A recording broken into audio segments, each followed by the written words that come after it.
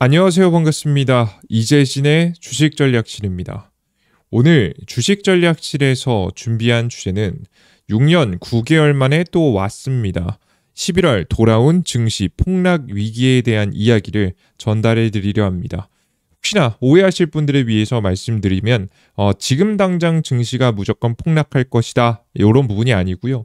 우리가 현재 상황은 폭락이 나올 수 있을 만한 가능성이 꽤나 높아진 상황이니 매수를 하고자 하시는 분들, 최근 분할 매수 많이 하고 계시죠. 주요 종목들을 사고 싶으신 분들은 한 2, 3일 정도만 좀 참았다가 사는 게 좋지 않을까라는 생각을 전달해 드리는 겁니다. 우리가 왜 2, 3일 동안 좀 조심해 봐야 할지 그 근본적인 이유를 여러분께 설명드려 보도록 할 테니까요. 영상 시청하시면서 참고해 주시면 좋을 것 같습니다. 본격적인 영상 시작에 앞서서 제가 시장에 대한 다양한 이야기 그리고 다양한 종목들도 내어드리지만 추가적으로 종목에 대한 자료집 여러분들 원하시는 분들을 위해서 자료집을 나눠드리고 있죠. 우리 10만 명의 구독자분들을 위해서 다양한 자료집 만들고 있습니다. 보시는 바와 같이 AI 반도체 유리기판 자료집이고요. 필요하신 분들은 영상 마지막에 무료로 받아갈 수 있도록 준비해 놨습니다.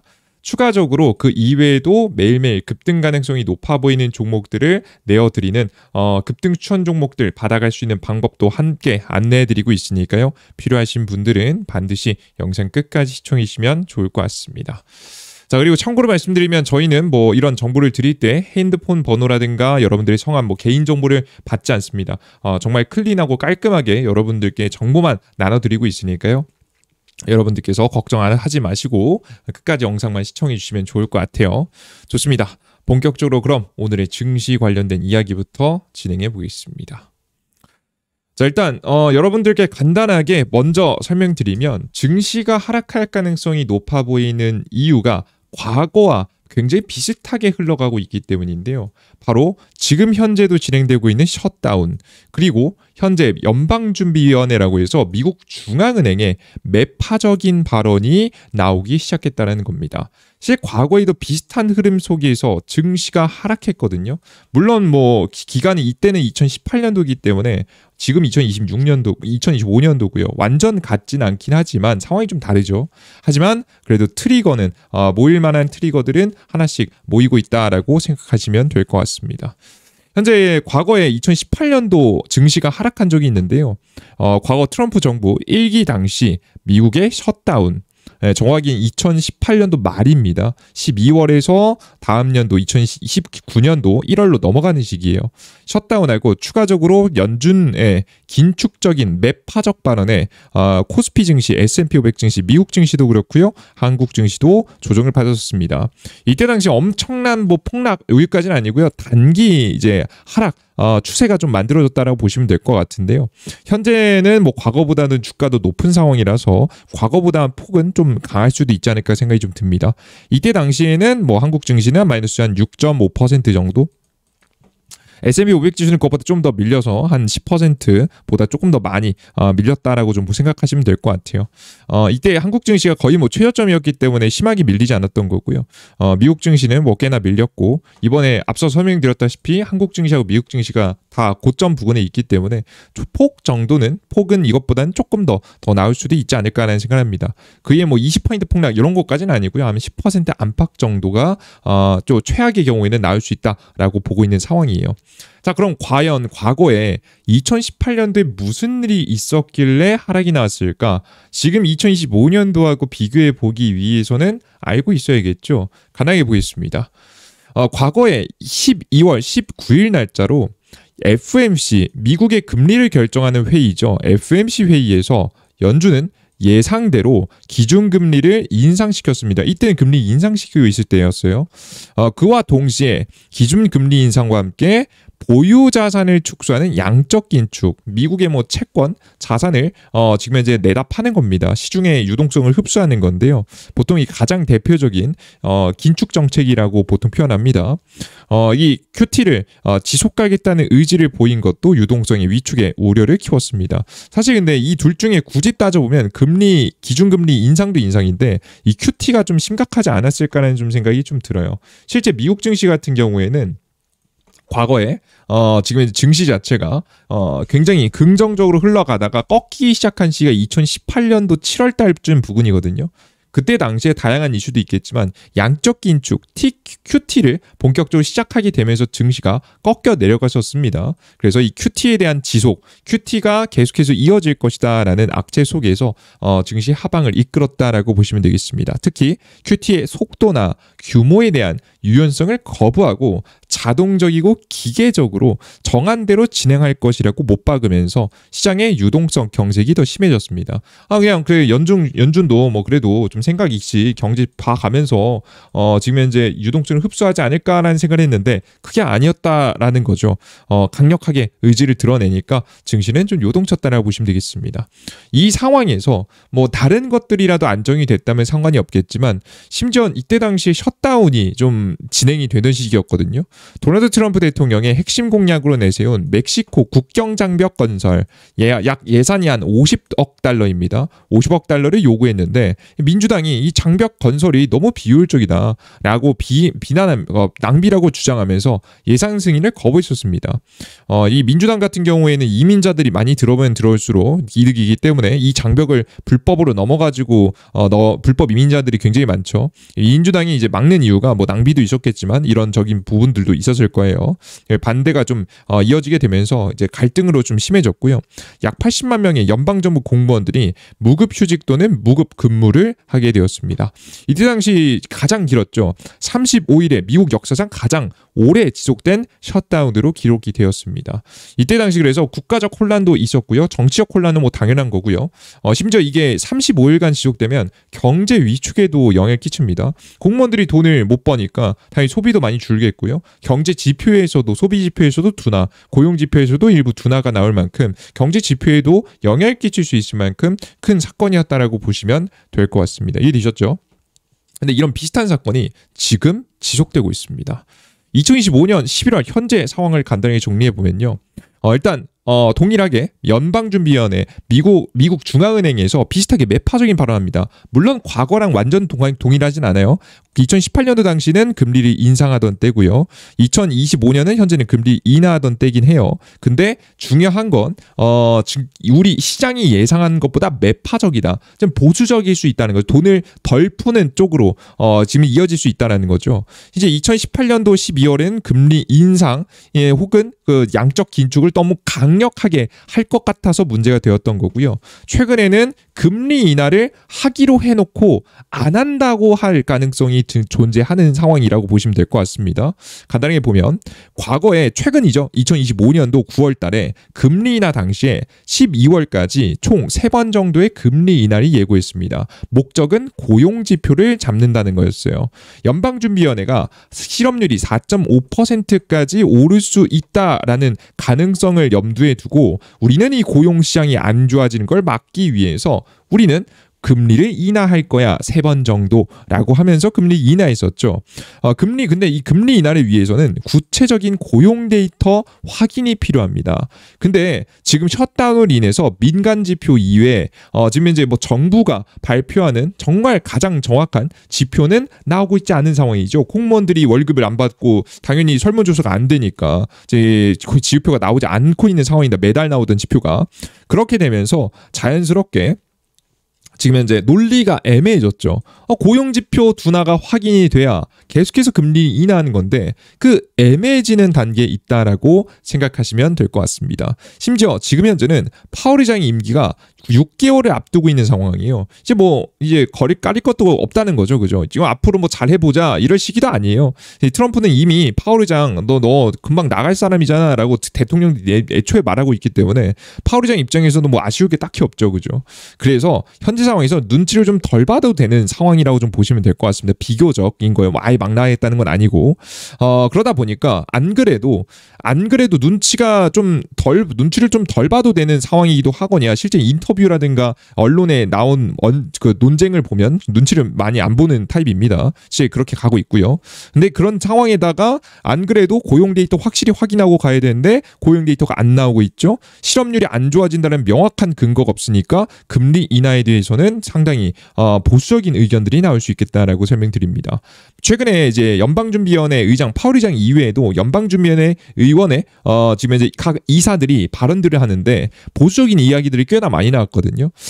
그래서 사실상 연준이 시장이 기대하는 것보다 매파적인 발언을 할 가능성이 생겨난 거죠. 즉 12월에 금리 인하 중단 가능성, 예상보다 매파적인 발언을 할 수 있는 상황이 만들어졌다라고 생각하시면 될 것 같습니다. 그래서 과거하고 앞서서 설명드렸던 바와 같이 비슷하죠. 셧다운이 지속되고 있고 연준의 매파적 발언에 증시는 하락할 가능성이 존재하고 있는 거죠. 자, 여기다가 뭐 지금 현재 상황도 셧다운이 지속되고 있죠. 여기다가 매파적 발언도 함께 하거냐, 그죠? 여기까지 간단히 보겠습니다.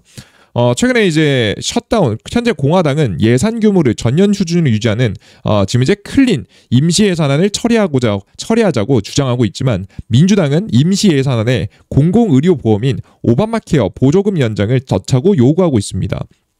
웃긴 게 공화당이 엄청 막 나가자는 게 아니에요. 그냥 민주당에서 올렸던 오바마 케어를 더 넣자라는 것을 그냥 거부하고 있는 정도거든요. 작년하고 똑같이 가겠다.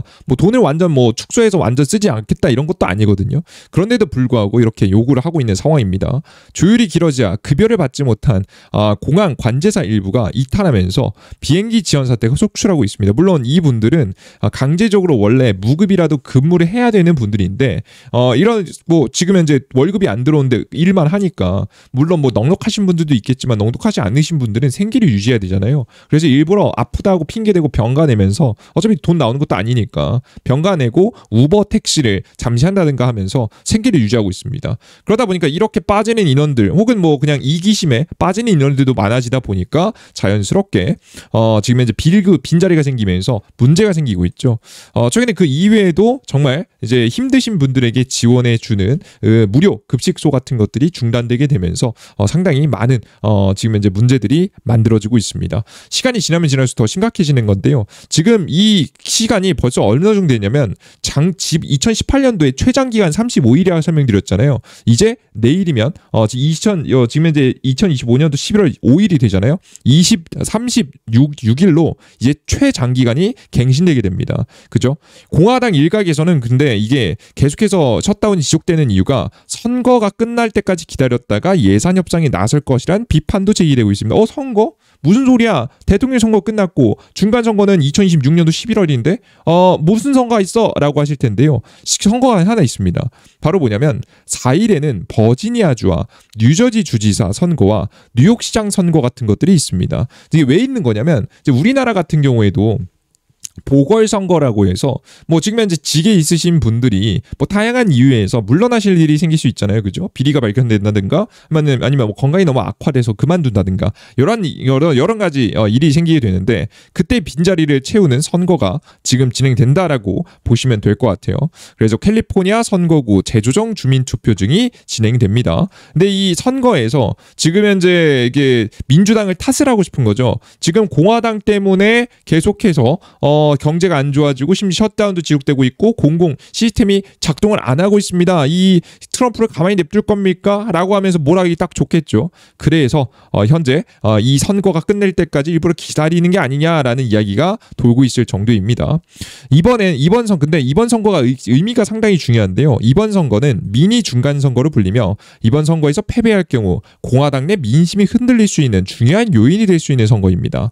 근데 버지니아주하고 뉴저지주 그리고 지금 이제 뉴욕 시장 선거 같은 경우요 전통적으로 민주당이 강세를 보여왔던 지역과 선거 케이스이기 때문에 지금 현재 상당히 트럼프에게 불리해요. 최근 트럼프의 지지율도 낮아지면서 42%대에서 37%대로 하락 추세에 있거든요. 안 그래도 불리한 선거가 될 것으로 예상이 되는데 안 그래도 지금 최근 민심을 많이 잃고 있는 상황이라서 현재 굉장히 분위기가 안 좋아지고 있다라고 보시면 될 것 같습니다. 그래서 상당히 곤란한 상황이에요.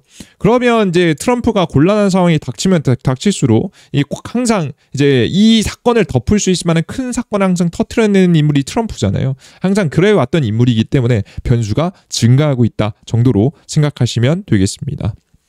그래서 앞서 설명드렸던 바와 같이 생각보다 이 셧다운이 길어질 만한 가능성도 계속해서 등장하고 있고요. 변수들이 등장하고 있기 때문에 우리는 현재 상황에서는 지금 안 그래도 불안한 현재 상황에서는 좀 조심해 볼 필요가 있다는 생각이 듭니다. 근데 사실 이거 가지고 무슨 하락이야, 너 너무 껴맞추기 아니야? 라고 말씀하실 수 있을 것 같아요. 실제 저도 그래서 뭐 이걸 되게 중요하게 생각하지는 않았습니다. 그냥 그렇구나 정도로 생각하고 있었죠. 그런데 수상한 신호들이 몇 개 시장에서 나오기 시작했습니다. 이 이외에도 마이클 버리의 하락 배팅이 눈에 띄게 갑자기 올라왔어요. 이게 3분기 지금 현재 보통 분기마다 분기 마감 이후 45일 뒤에 큰 투자자들은 지금 이제 이렇게 공개가 되는데요. 마이크로 예를 들어 가장 대표적으로 워렌 버핏의 포트폴리오 같은 것들도 다 공개가 되죠. 이 포트폴리오를 봤는데 이 마이클 버리라는 사람이 누구냐라고 하면 빅쇼트 아시죠? 영화 나온 그 빅쇼트의 주인공입니다.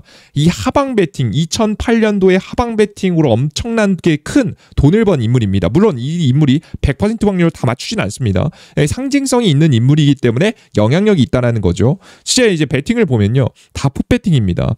팔란티어라든가 엔비디아 풋배팅에 좀 들어갔고요. 근데 이제 최근 들어 10월달 들어서 증시가 굉장히 많이 올랐잖아요. 그죠? 그런 가운데에서 이 하방 배팅을 하고 있는 인물이 코멘트를 하나 남깁니다. 지금 이제 최근에 발언을 남겼는데요. 11월 초에 얼마 전 버블 관련 포스팅을 올리면서 마이클 버리가 버블 징후 관련된 차트를 하나 SNS에 올립니다. SNS에 올리면서 이런 거 올렸어요. 이제 보시면 이게 간단하게 뭐냐면 미국 기술 부문의 시설 투자 증가율이 2000년도에 나왔던 버블하고 상당히 비슷하다라는 이야기를 했어요. 이 수준 자체가 2008년도 금융위기가 왔을 때 그리고 과거에 이제 2000년도 버블이 왔을 때 IT 버블이 왔을 때하고 상당히 흡사한 수준까지 올라왔다라는 이야기를 주장했습니다. 제 의견은 아니고요. 지금 마이클 버리의 의견이라 보시면 될 것 같아요. 거기에다가 아마존하고 구글, 마이크로소프트가 2023년에서 2025년도 클라우드 성장률이 계속해서 잘 이어졌는데 근데 이 성장률이 생각보다 잘 안 좋다라는 이야기를 한 거죠. 2018년도하고 2020년도 대비해서 둔화했다. 엄청 크게 성장한 것 같아 보이지만 그렇지 않다. 2018년도고 2022년도에 비해서 이게 투자는 많이 했는데 성장성은 줄어들고 있으니 이게 과연 맞는 거냐라는 좀 의문을 좀 던진 거죠.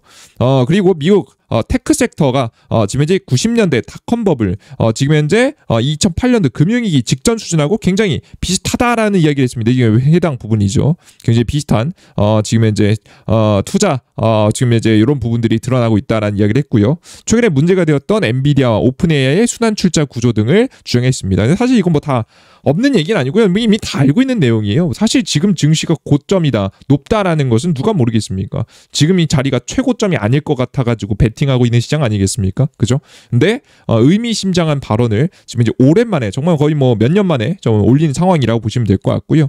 올리다 보니까 자연스럽게 주목을 받고 있는 상황이다라고 보시면 되겠습니다. 근데 이것만으로 뭐가 되겠어? 이것만으로는 저도 이제 이걸 보면서도 저도 이것까지 봤을 때는 별 생각 없었어요. 하방 베팅 했구나. 왜냐면 옛날에도 테슬라 하방 베팅 했다가 실패한 적이 있거든요. 가는 근래에. 그래가지고 큰 의미가 있겠어라는 생각을 했는데 갑자기 수상한 수급이 좀 나왔죠.